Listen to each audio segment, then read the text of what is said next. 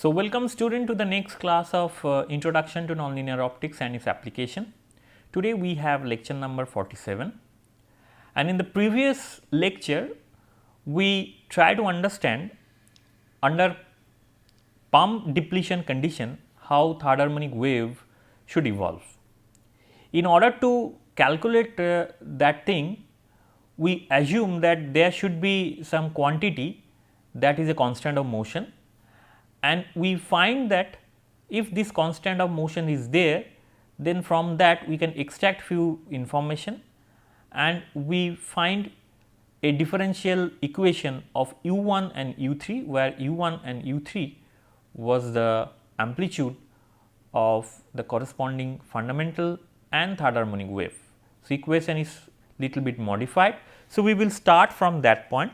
So, in today's lecture, so we will the third harmonic generation under pump depletion condition, this calculation I will like to finish today. So, the continuation of that thing, and then we study something called cross phase modulation, which is very interesting.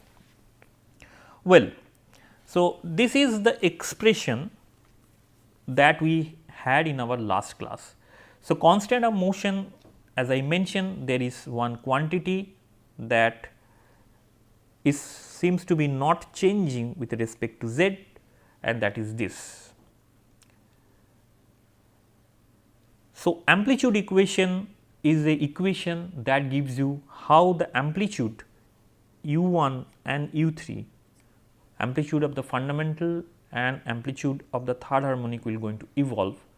They are coupled to each other. So, that is why you can see in the right hand side there a coupled equation, and this constant of motion give us an additional information regarding the relationship regarding the value of psi, which is the relationship between the phases of these two waves.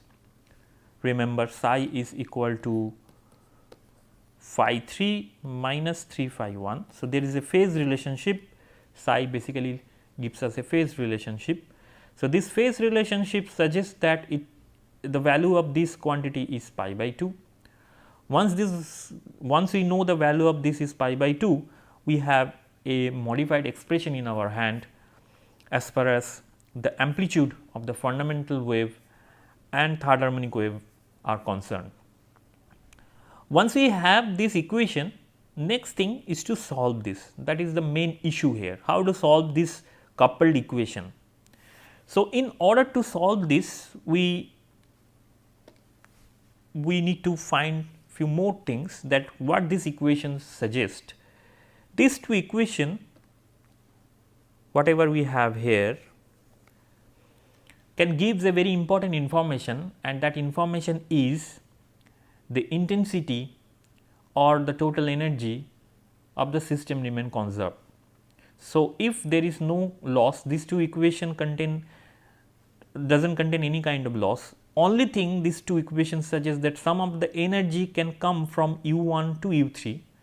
That means third harmonic will generate, and third harmonic will generate as a result of the generation as the decrement of the fundamental wave. So, fundamental wave basically gives some kind of energy to third harmonic wave, so that the third harmonic wave will going to evolve. So, there is some sort of energy exchange between these two quantities u1 and u3.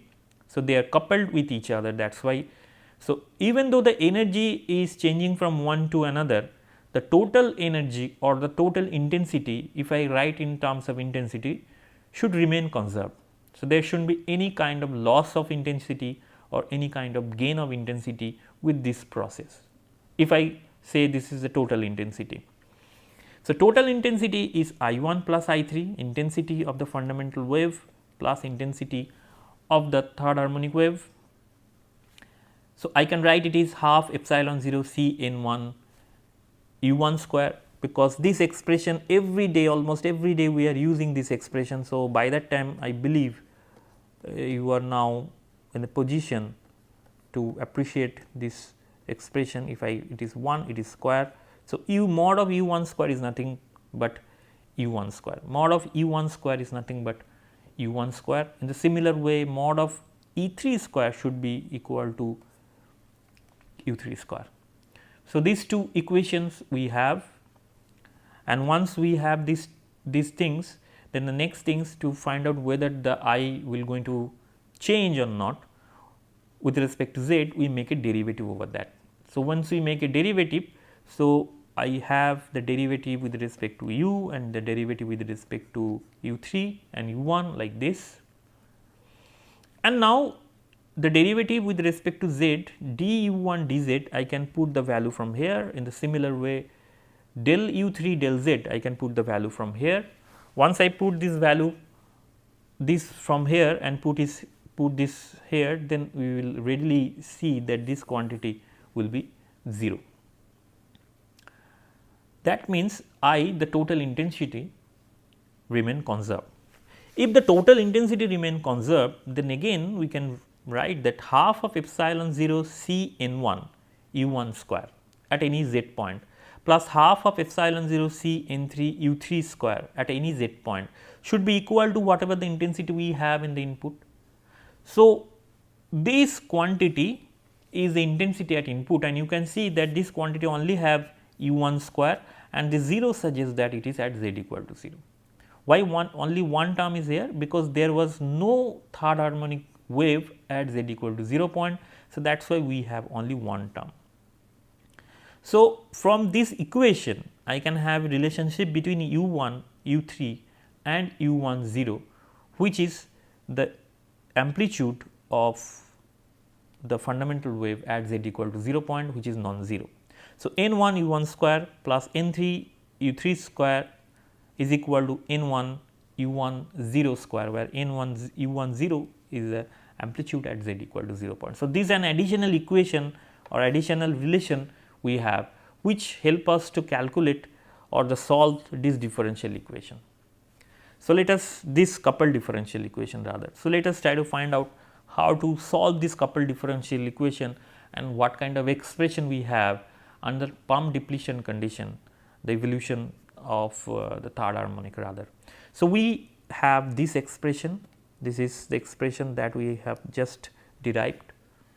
Now, from here we can write u1 in terms of u0 and u3. So, u1 square is u1 0 square. I just divide everything with n1 and put this u3 to that side. So, I will have this, and the ratio of n3 and n1 I write this constant quantity as b.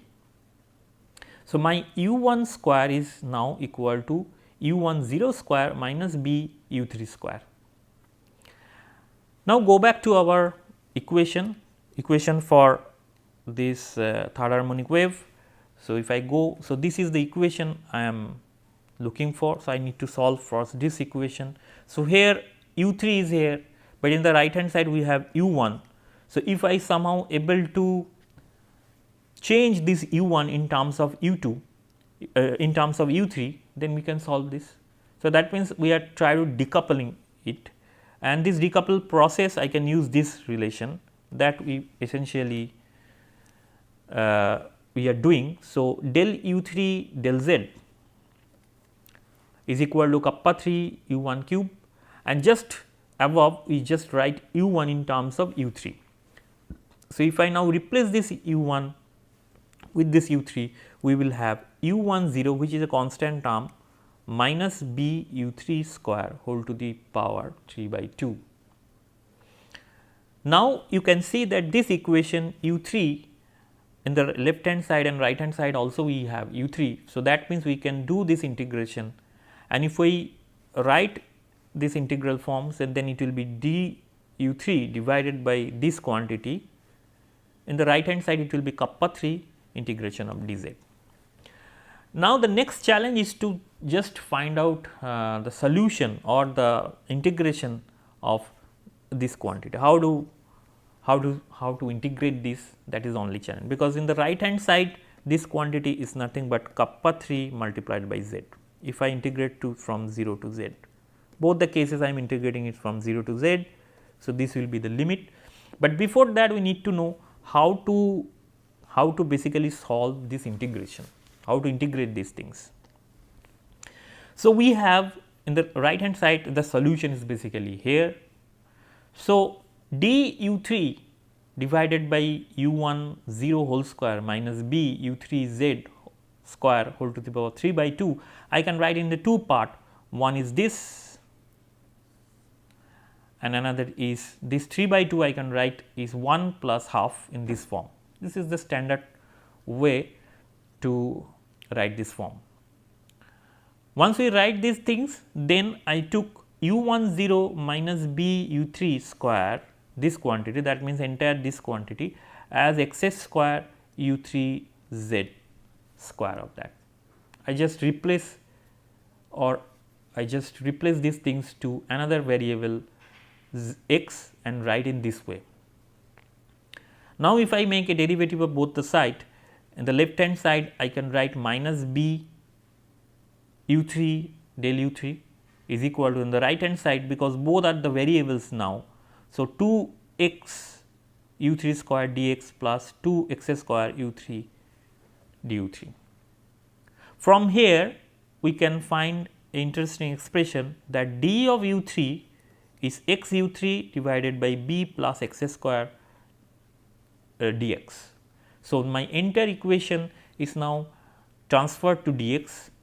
So, d u3, this quantity is simply x u3 divided by b plus x square, and in the denominator also we have this quantity u3 minus b u3 z square whole to the power half. This quantity is nothing but cube of this quantity, because if I write to the power half and then it should be this entire things is 3 by 2. So, this 3 by 2 basically come here. So, du I replace, when I replace here du, so du will be replaced by this part, and the rest part is basically whatever the thing we have in the denominator, and in denominator we have x square u3 x cube u3 cube. Now, if I look carefully these things, so b plus x square, then u3 square is equal to u1 0 square. From here I can write these things straight away. If I write this b this side, then b plus x square, if I take common u3 square, then b plus x square u3 square is nothing but u1 square. In the numerator you can see that we have b plus x square multiplied by u3 cube. So, if I write b plus x square u3 square to u1 0, so this is constant term, and another u3 is sitting here, but in the numerator we have another u3, so that will cancel out. So, if this is cancelling out, so we will have 2 here, and this I can replace, and it will be simply u1 square. So, the total expression, the total integration become quite simple, and here in this slide we can see that integration of d u3 divided by u1 0 square minus b u3 z whole to the power u3 z square whole to the power 3 by 2 with the proper transformation, I can write this in this simple form. So, now d u3 can be replaced by dx, where the transformation was, if you remember, that u1 0 square minus b u3 square is equal to x square u3 square. That was the transformation I used. So, now we are in a position to solve this straight away.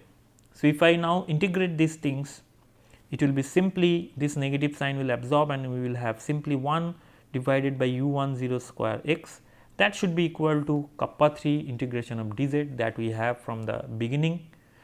Now, we replace this x in terms of u3. So, if I replace this x3 in terms of U3, in the right hand side it is simply K3 kappa 3 Z U1 0 whole square with the limit 0 to U3 in the left hand side. And if you do a simple calculation and take U3 one side, then you will have an expression U3 like this. So, this is the solution. This is the solution of U3, and this solution you can do by just simply doing this integration, and this basically give us how the U3 or the third harmonic will going to evolve.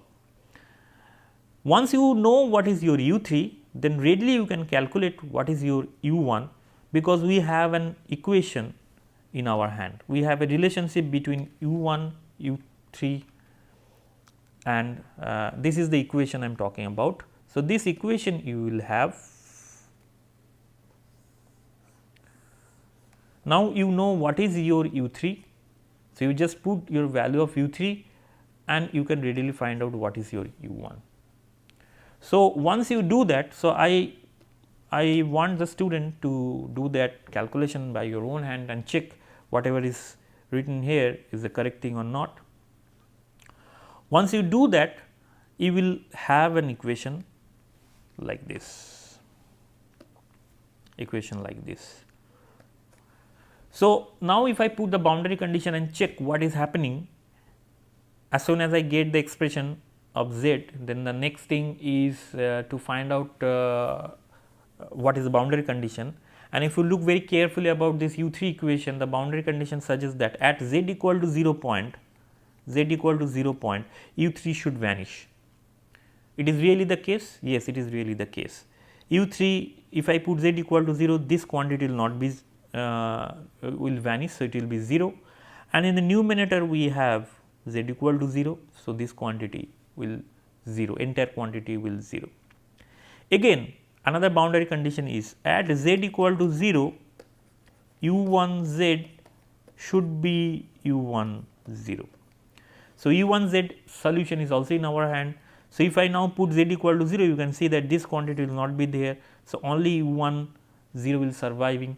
So, we will have both the boundary conditions satisfied with whatever the expression we have in our hand. So, these two are the expression of the evolution of U1 and U3 under pump depletion condition for third harmonic generation. So, now the next thing is to plot these two equations as a function of Z. If I plot these two equations as a function of Z, you can see that this kind of figures are here. This is a quite physically justified figure, because this green line suggests how U1 is going to evolve. This is for U1, evolution of U1, U1 as a function of Z, it will going to evolve like this. Rather, I am plotting U1 square and the blue line for U3 square Z. So, U3 is going to evolve in this fashion. So, quite this is a quite expected thing, that when I launch the fundamental field here at Z equal to 0 point, the total energy was here, which is the fundamental wave, and gradually what happened is fundamental wave is decaying, the energy or intensity is decaying, and as a result what happened, this energy will use to feed the third harmonic wave. So, third harmonic wave going to evolve, but it will not going to evolve to an infinite way. So, it will evolve and go to a saturation point, which is quite justified, because we know that when it is vanishing, so there is entire power is now converting from this to this. So, it will not going to increase more like we have in the previous treatment. It is increasing is a parabolic way, it will not be like a parabolic way, it will go and then saturate. So, once we calculate the pump depletion condition, then only we can have these things in our hand. Well, now the next thing I like to discuss is the cross phase modulation. So far we are dealing with third harmonic generation, and the discussion of the third harmonic generation is almost finished. So, we now go to another important phenomena which is called the cross phase modulation. Well, the cross phase modulation is nothing but the extended version of cell phase modulation. In the cell phase modulation, what happened if I launch an electric field, this electric field will modify the refractive index by its own. That means, if I launch an electric field, if you remember the expression, refractive index, this is a Carr effect, was n 0 plus n 2 I. So, I is the intensity of the launched light. When the light is launched, the intensity of the light basically leads to the change of refractive index, and this change of refractive index is coming through this Carr coefficient n2. If n2 is non-vanishing, it has a significant value, then we have a significant change of refractive index, and this is happening because the pulse itself is modifying its refractive index. But what happened if in that particular system we launch not one wave, but two waves as shown here, E1 and E2 with frequency omega and omega 2. So, what happened for these two waves, that the refractive index is also modified, and this modification will be twofold. One modification will be due to its own way with this, and on top of that what happened, because of the presence of other wave, also the fundamental wave, if I say this is a fundamental wave, this fundamental wave will experience a change of refractive index due to the presence of other wave. And here the change of refractive index is shown is 2 n2 ni. So, you can see that n2 ni is a change of refractive index, but the refractive index will change for fundamental wave. That means, fundamental wave n1 suffix suggests that it is for E1 wave. So, E1 wave will going to see the refractive index and change, this change will be done by other wave, and it is vice versa. Also for other wave, E2 wave, the refractive index in 2 will going to change, and the reason is the other wave or the fundamental wave I1. So, this is that is why it is called cross phase modulation. The phase modulation is still there, but it is crossing over. So, one is, so we are basically manipulating light by another light. So, by definition, if I write, the cross phase modulation is the change of optical phase of a light beam caused by the interaction with another beam in a nonlinear medium or specially a Carr medium, because in Carr medium we have n2 not equal to 0. So, that is why for Carr medium it is more evident. Now, the calculation wise it is straightforward. So, E1 and E2 are the two waves that we have. So, I can write these two as a plane wave, then total electric field is E1 omega plus E2 omega. So, nonlinear polarization, when I calculate, it should be ET cube. So, ET is the total. So, that means I am making a sorry, here should be a cube, it is not square, it is the mistake. So, once we make a cube of these things, so there will be many terms.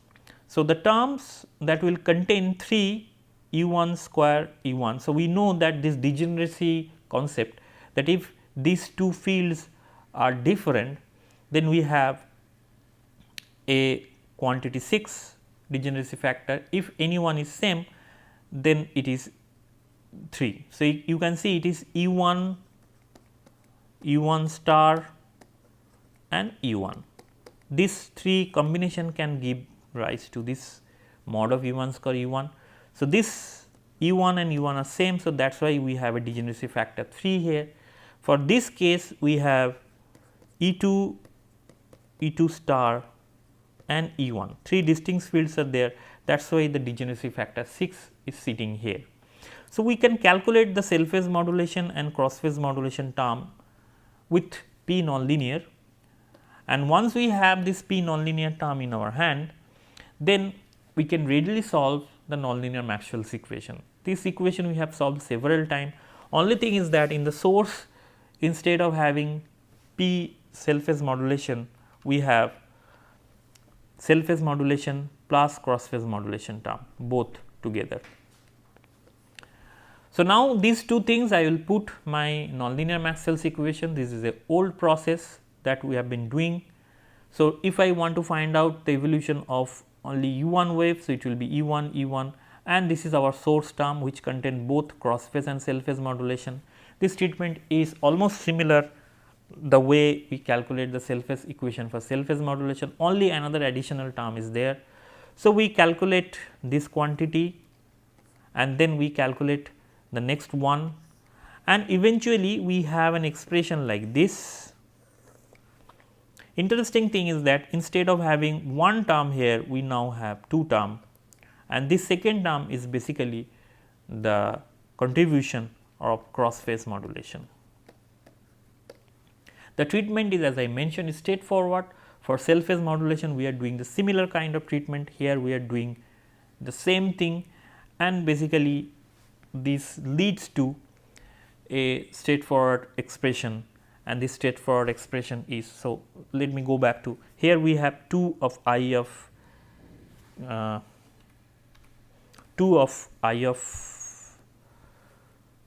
k1 d E1 dz and minus of 3 by 4 and their quantity. So, if I write this 2 and k1 downstairs and mu 0 epsilon 0 like 1 by c 0 1 by c square, and if I manipulate few things, then we can readily find this expression. So, this is not a very new thing. So, this kind of things we have done. So, here this is the thing, you can see that 1 by k1 term is there, 3 by 8.